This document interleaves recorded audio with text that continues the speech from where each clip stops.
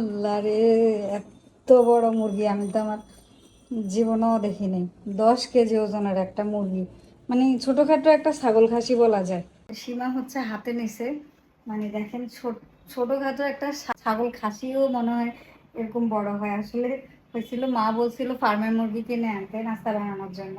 তা আমাদের অফিসের একটা ছেলেকে দিয়ে কিনাইছে, আসলে ও বুঝতে পারে নাই, ও পুরো একটা খাসি নিয়ে আসছে। দেখেন এটা একটার ওজনই মনে হয় 10 কেজি তো হবে, 10-12 কেজি মিনিমাম এটা হবেই।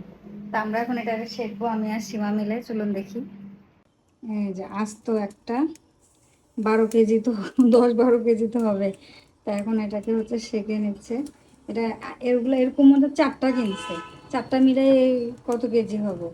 তো এগুলা হচ্ছে একটা কাটতেই হচ্ছে এরকম, আর একটা মুরগি কাটতে সীমা বলছিল না, আধা ঘন্টা 45 মিনিট তো লাগছে একটা মুরগি কাটতে।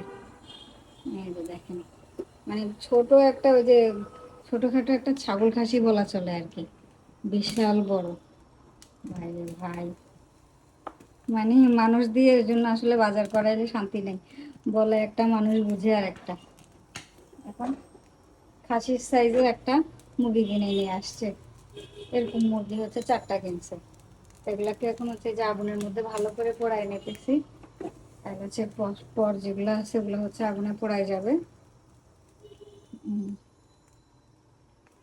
তো বিশাল সাইজের এই মুরগিটা হচ্ছে পোড়ানো শেষ। এই যে বিশাল বড় সাইজের হচ্ছে রান, বাহ।